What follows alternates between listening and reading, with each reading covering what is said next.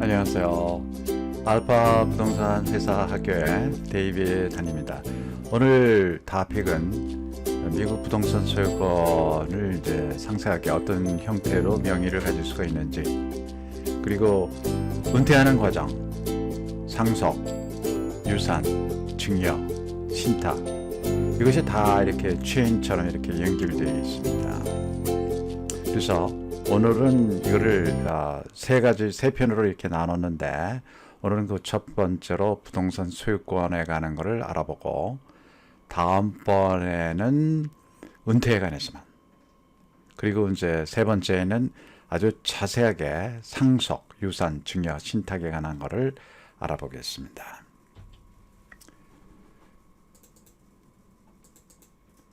이 주택을 구입하게 되면은 에스크로 아니면 뭐 부동산을 어떤 거를 구입하든지 에스크로가 열리면서 누구의 이름으로 어떻게 등기를 올릴지 결정을 하셔야 됩니다. 한국에서는 부동산을 소유할 때 대부분 단독명으로 하는 경우가 많다고 하는데, 미국에서는 거주용 주택은 대부분 부부의 공동 명의로 소유를 하고 있습니다. 그래서 이 명의를 등기하는 소유 형태는 어떤 것이 있으며 서로 어떤 차이가 있는지 설명하겠습니다. 주택 소유권의 명의 방식은, 소유 방식은 이제 보통 그 네 가지 방식으로 나눌 수가 있습니다. 이걸 나열을 하면은 community property, separate property, joint tenancy, tenancy in common 있는데, 이거에 따라서 나중에 그 세금을 내는 것도 그렇고 재산을 분할하는 것도 그렇고 여러 가지로 많이 다를 수가 있기 때문에 자세히 설명하겠습니다. 먼저 커뮤니티 프로퍼티입니다. 이 커뮤니티 프로퍼티는 부부가 결혼을 했을 때 모든 취득한 재산은 공동으로 가지는 재산권이다, 이 얘기입니다. 그래서 이 커뮤니티 프로퍼티는 미국에서 50개 중에서 8개 주만 이런 법을 가지고 있습니다.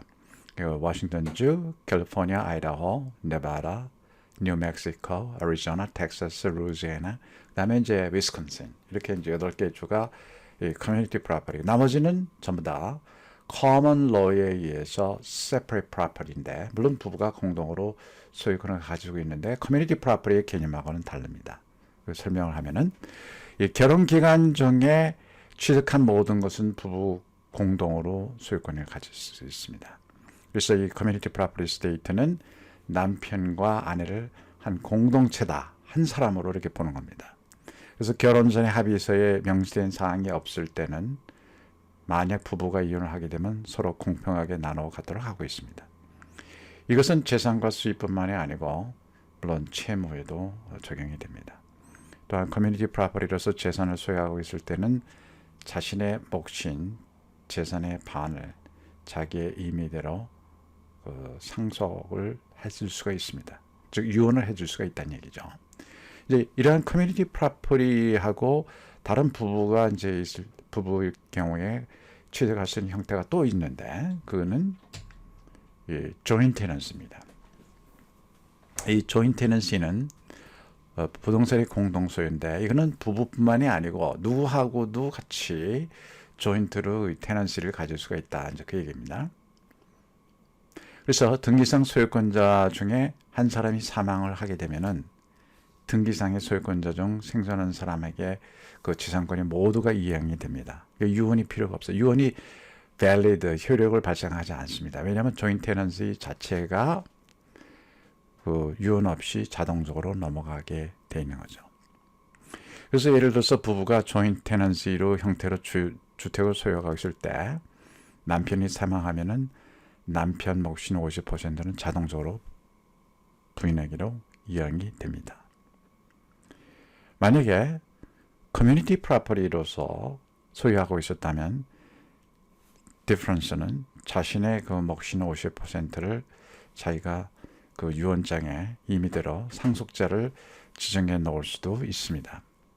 근데 조인 테넌시는 그거를 유언을 할 수가 없죠. 자동적으로 넘어가니까. 그러니까 그 장단점에 관해서 차이가 있을 수가 있습니다.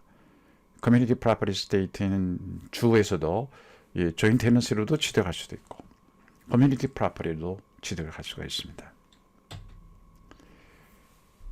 그리고 이제 separate property인데 커뮤니티 프로퍼티 스테이트라도 separate property로 재산권을 취득을 할 수가 있습니다. 결혼 전에 있던 아니면 결혼 후에라도 구분해서 개별 재산으로 소유를 할 수가 있는데 만약에 결혼한 사람이 이 separate property로 취득을 하려면은 꼭 다른 그 spouse 배우자한테 뭐를 받아야 되는가 하면 quick claim deed를 받아야 됩니다. 그래서 등기를 해야 돼요. 그 얘기는 그 재산권에 대해서는 자기는 아무런 소유권을 주장하지 않겠다는 그런 quick claim을 하는 겁니다. 그래서 타이틀에 그 소유권에 뭐라고 명시가 되는가 하면 누구누구 이름으로 하고 married person as a separate property 이렇게 등기를 하게 됩니다. 그 다음에 많은 형태의 이제 tenancy in common으로 이 재산권을 취득을 할 수도 있습니다.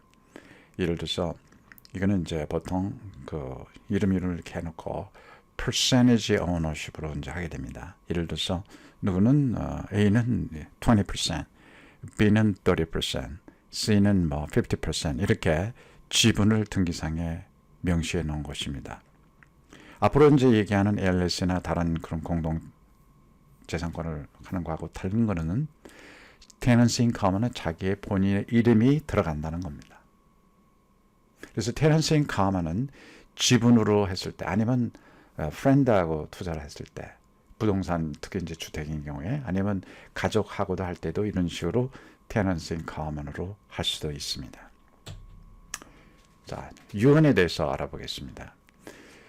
생전 시의 재산을 이제 나중에 이제 그 사망을 하게 되면은 수혜자에게 자기가 살아있을 때 이 beneficiary 수혜자한테 줄 것을 지명해 놓는 법률적인 정서를 유언 wills라고 그러죠.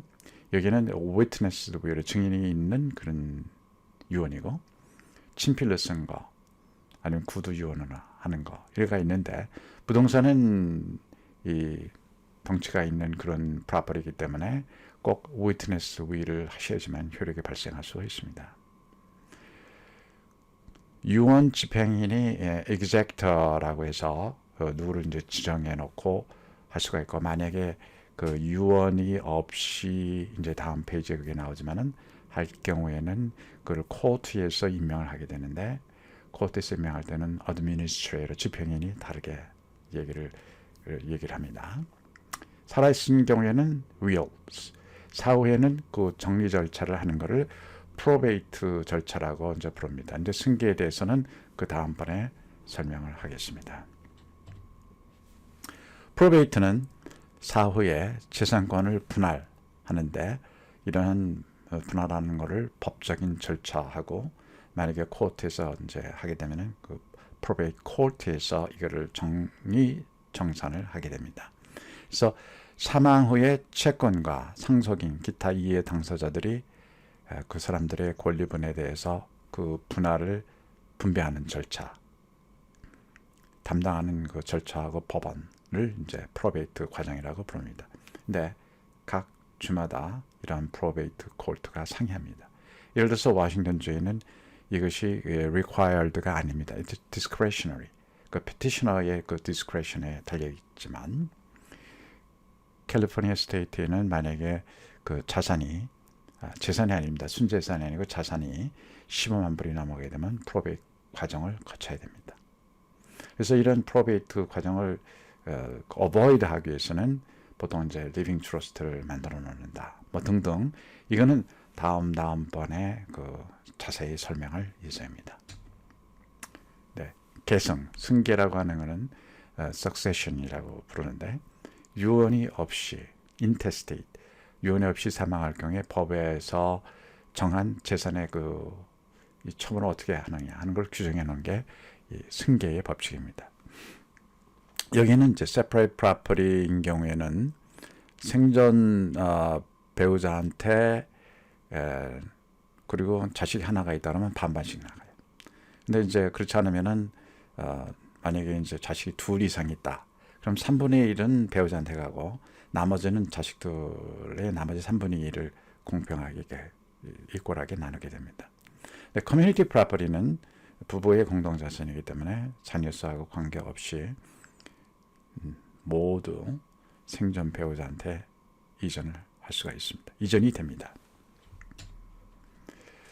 이제 부부가 이렇게 공동으로 소유하는 것 외에 공동재산 말고 이제 비즈니스로서 소유권을 취득하는 거, 명의를 어떻게 취득하고 거기에 대해서 알아보겠습니다. 공동소유도 있고 LLC도 있고 LP도 이제 리미티드 파트너십도 있고 그 외에 뭐 코퍼레이션도 있고 뭐 등등 여러 가지 형태가 있을 수가 있는데 이외에도 주택이든 간에 투자형 부동산이든 간에 부부 공동소유 아니면 부모와 자녀 공동소유를 하거나 아니면 트러스트 신탁으로 이제 하거나 이제 트러스트에 대해서는 다음 편에 아주 자세히 설명을 할 예정입니다. 파트너십으로 소유하는 경우도 이제 많이 있는데 개개인의 상황 또 관련세법상 어느 것이 유리한지 유산 상속 계획과 가족 구성원 또 이혼한 그 이제 히스토리가 있다든지 건강 상태 등 모든 조건을 고려해서 세법, 법률, 변호사들하고 이런 전문가들에게 깊이 있는 조언을 참고하시기 바랍니다. 부동산을 소유하다가 사망하게 됐을 때 생존해 있는 가족 누구에게 어떻게 재산이 돌아가는지 그에 따르는 세금의 산출 이런 것들이 부동산의 소유 상태에 따라서 확인하기에 따라서 이런 많이 달라질 수 있기 때문에 이 소유권에 관해서 이해를 하시는 것이 얼마나 중요하다 이걸 이해할 수가 있습니다. 우리 이제 한국 분들도 이제 이민 역사가 이제 길어지면서 이 재산의 그 소유 상속에 대한 계획 이스테이트 플래닝이라고 하는데 이런 것을 충분히 고려해서 신중한 결정을 내리시는 모습을 많이 이제 대하게 되는데 이걸 더 정확하게 이해를 하셔야 됩니다. 자, 먼저 이제 그 비즈니스인 경우에 어떤 소유권 형태가 있는지. 네, C corporation이라는 것은 정규된 그런 이제 이 corporation인데 이 C corporation으로 소유권을 취득하는 것은 바람직하진 않습니다. 즉 이 스탁을 주식으로 해가지고 이렇게 소유권이 있는 거잖아요. 스탁 오너들이 콜포레이션의 오너인데 이런 이 C 콜포레이션은 한국말로는 뭐라고 부르는가 하면 법인체 이렇게 부르잖아요. 그 체니까 하나의 엔티티라는 얘기입니다. 그 엔티티는 자체에서 세금을 이제 내게 돼요. C 콜포레이션은 흔히들 얘기하기를 더블 텍세이션이라고 그러죠. 회사로도 내고 디비덴드는 또 개인도 내고 그런데 It's not a pass-through entity. 무슨 얘기인가니 그 회사로서에서의 모든 것에 대해서 뭐 long-term capital gain이 있거나 아니면 소득이 이익이 발생하거나 그러면은 회사에서 먼저 법인세, corporate income tax를 아니면 capital gain tax를 낸 다음에 그 다음에 이제 개인한테 이렇게 디비덴드에서 내는데 이 C corporation은 pass-through entity가 아니죠. 그래서 만약에 그 프로퍼티가 소울드 되면은 그동안에 만약 가치가 올라갔다 하면은 corporate income tax를 먼저 내셔야 되기 때문에 그 다음에 이제 liability가 또 있어요. 그거는 이 크레디터 채권자가 이 부동산에 만약에 회사에 무슨 부채가 있거나 그러면 그걸 차압을 해가지고 그거를 팔을 수가 있습니다. 그래서 C corporation은 좋은 그 소유권을 취득하는 방법이 아니라고 보여집니다. 그 다음에 이제 소유권에는 General Partnership, 동업자 형태죠. 근데 Limited Partnership이 있는데 General Partnership은 책임이 이제 무한하다. 이제 General Partnership이에요. 이제 Management이나 Profit에서 이런 걸 같이 이제 나누지만 Limited Partner는 유한 책임 동업체이기 때문에 매니지먼트에 대한 책임이 없고 모든 그 책임은 자기가 투자한 부분에 대해서만 책임을 지게 되는 거죠. 그 다음에 이제 LLC가 있습니다. 이 Limited Liability Company는 유한 책임 회사로서 It's kind of a hybrid 파트너십하고 콜포레이션의 그 형태의 이제 하나의 중간 형태다. 하이브리드다. 이렇게 봅니다. 근데 이런 LLC는 이제 pass through. 그러니까 그 LLC 자체로서 세금을 내는 게 아니고 그거를 모든 소유권자를 가진 투자가다 쉐어홀더한테 그 텍스나 모든 이것이 패스가 됩니다. 그래서 이 LLC는 항상 Operating Agreement이 있고 이런 비즈니스 프로퍼티나 투자, 공동 부동산 투자인 경우에는 LLC로 Limited Liability Company로 하는 경우가 많이 있습니다. 자, 다음번에는 이제 은퇴 과정에 대해서 얘기를 하는데요. 이건 이제 Financial Planning이나 Estate Planning이나 아니면 이 부동산의 소유 형태에 따라서 은퇴를 할 때에 어떻게 이런 소유권하고의 앞으로의 그 유산, 증여, 상속, 신탁이 영향이 되는지 먼저 은퇴에 관한 거를 이해를 해야만 다음에 유산이나 증여 이런 것들을 이해할 수가 있습니다. 그래서 다음 회에는 은퇴에 관한 이제 나이가 이제 59살 반이 되면은 IRA나 키어플랜에 이런 아니면 401k 이런 거를 캐시아웃을 하더라도 이제 세금을 따로 그러니까 페널티가 붙지 않죠.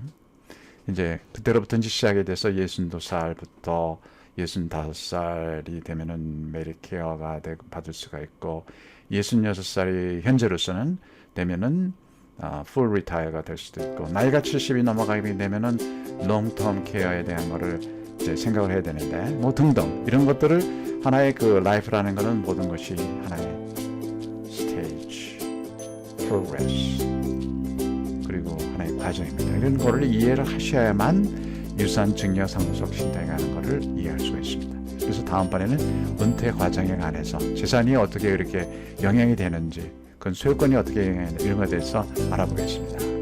그래서 이 유튜브에 나오는 subscribe 버튼을 눌러주시면 감사하겠습니다. 네, 감사합니다.